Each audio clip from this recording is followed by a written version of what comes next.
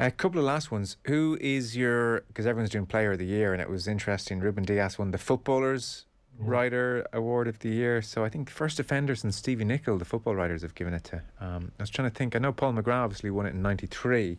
Did any the players won players player, that is? Did any other defenders win players player? I was trying to suddenly think that John Terry didn't win it, did he? Terry and Ferdinand are the ones that jump into your mind. Are the ones that are doing it. Van Dijk, of course. Oh, Van Dijk. So he was the most recent one. So, but the football writers, the last defender they saw fit was Stevie Nicol, 32 years ago. So Diaz won that. I was going to ask you, who is the most underrated player this season? You're watching a lot of football. You're at a lot of games. The player I probably enjoyed most, it's not exactly under the radar, because nobody's under the radar these days. Yeah. But Eze down at Crystal Palace, seeing him actually in the flesh, and I know he's got a bad injury in training just last week, but he goes past players like the very best, like the very, very best, like Zaha, like Hazard. He can go by players, and he's got that beautiful thing.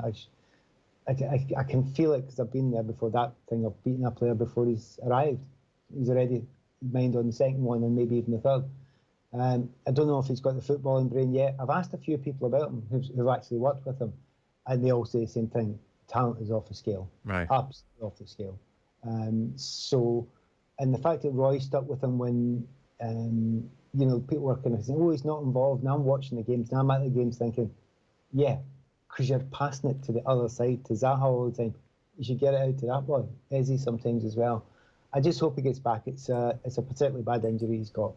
That's a gutter, because I remember John Barnes get the same Achilles injury, and John was never the same, and he ended up playing midfield after that. I didn't realise he had that injury. We had John Barnes at a roadshow with us at the Olympia Theatre here, and I remember interviewing him a couple of years ago, and he stood up in front of the crowd and lifted up his two trouser legs up to his knees, and one leg was, calf muscles to die for, Pat, and the other nothing there, just total wastage. And he was talking about how it had ruined him. I hadn't realised Eze had picked up that injury. That could be devastating. It's whether it is a complete snap or not. So if you snap your Achilles, it's hard. It's been done before, but it's hard. I mean, every player who's done a bad one, I remember I have 3 games into my career with Everton, I snapped my cruciate, and it does change you. In a way, it changes certain things at certain parts of balance, but you can adapt to them most of the time. And there's certain players, if you absolutely completely need pace, well, good night Vienna, because it's not going to happen like that again. If you can just about get by on intelligence and things like that, and just being able to cruise, and you can do that. And so I suspect Eze might have lost a bit of pace, depending on how bad the injury is. Yeah. And how well he recovers. And he's very young, which is sometimes quite a good thing, actually. Digger got his at near the end of his career, whereas Eze's quite early. Can I mention two other players I'd like to mention? You're talking about defenders. Who's going under the rate? Who would I buy? If I was looking for a centre back? I'd go for the lad Anderson at Fulham. I think sometimes in a team that's not doing well, not scoring a lot of goals, you can actually look bad, because all you ever see them is when they're standing beside somebody who's scored a goal or not great getting there.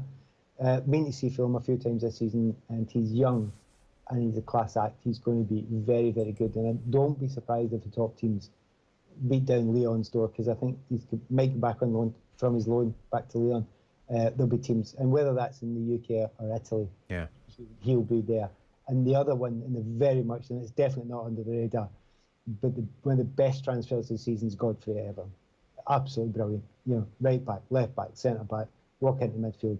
He's class. He is a brilliant, brilliant acquisition. Yeah. He was buying 4 players for Everton, and even though the season's been a disappointment, I wouldn't be shocked if he got Player of the Year for them. Right, okay. It's funny, by the joy of modern technology, I'm double screening here, so I'm listening to you and I'm watching a compilation of Eze on YouTube, and he must have been a QPR for a time. Honestly, he looks like George Best, the way he's going around players. It's absolutely outrageous. And it's funny when telling people about him, and they look and they think, oh, it's just because he's a winger. No, he does things that others don't. Yeah, I hadn't realised. But I was going to say, it's interesting that when a player like that comes along, your first question was, Does he have a football brain? And I guess the problem is for so many of these outrageous talents is looking at him here in this compilation from under nines level through to his senior debut. He was basically, I would presume, running the pitch. He never, Yes. you know, this is the issue. And I was always struck by a piece Miguel Delaney wrote early in Haaland, whereby, hard to think of it now, but Haaland was the small kid. And he was playing with fellas a year older than him, and therefore couldn't rely on physique and was a late bloomer in that department. So had to develop a brain and craft and movement. I wonder, when we're talking about the development of talents like an Eze, is it a ridiculous, or someone who's really fast, would it be a ridiculous thing for a manager to say in certain games, you're not allowed to dribble? Or to say to Michael Owen, you're not allowed to use a pace. You're not allowed to run in over the top today. I'm playing you in midfield, to try and develop the other aspects of their game, or maybe, and you, the great dribbler, do you just need to keep going and dribbling every day, day in, day out, get your 10,000 hours? That developing those rounded footballers is a really interesting one. You should have been a coach, because that is the biggest mistake I see in coaching. Okay. Full stop. Of all the coaching over the years, I played with lots of people coming through who were lightning quick. Yeah. And just think, right, see when you come against somebody as quick as you're finished, mate. Yeah. Or if you lose your pace, you're finished, because you've not bothered to, you've not needed to learn anything else. It's exactly the point you're making. I hadn't thought of it as much in the other way of, right, you can't dribble too much. But yeah, partially, you beat one player or beat two players, but then you must make a forward pass. So that sort of thing is trying to learn it. That's why working under somebody like Hodgson, you can become a much better player. But they're very specific managers that have got time to develop you. There's actually not that many around at the top level. You think about it, I'll give you Pep, maybe. Other than that, the rest of them need success immediately or else they're out. So you're not going to get developed in that way so quickly. It may well be that he needs a little bit longer at somewhere like Palace, and hopefully he's got a good coach who can develop those sorts of things. But he's definitely better. We've seen players improve and get better and better. Yeah. But I've also seen a lot of players get to that level and think, well, that's what I'm good at, and keep on trying to do it. And in actual fact, you're not there, mate. You've got everything you need, but you need to put it together in a different way. And Eze's definitely one of them. But for pure out and out skit, we talk a lot about Saint-Maximin, similarly, not similarly, but he beats people in not as an elegant a way. But certainly he needs to add other things to his game. He's slowly but surely adding it. But in the purity of beautiful football to watch, he's great. By the way, the other one I would mention, and of course I'll get stick because it's Chelsea, but Havertz he could be one of the best players. No, we're starting to see more so than Pearl Timo at the moment. We're starting to see why they got Havertz. Yeah.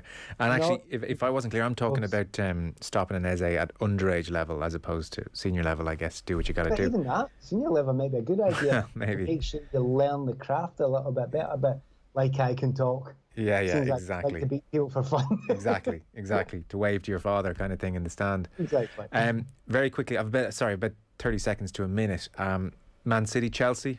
How do you see this game? This has tight cagey all over it. Tuchel's going to not give much away, I would think. Well, look, Man City, you don't need to say anything. They're brilliant. They're fantastic. And it's whether Pep overthinks it, which he is prone to do, which he shouldn't do this time. He should do what he's going to do.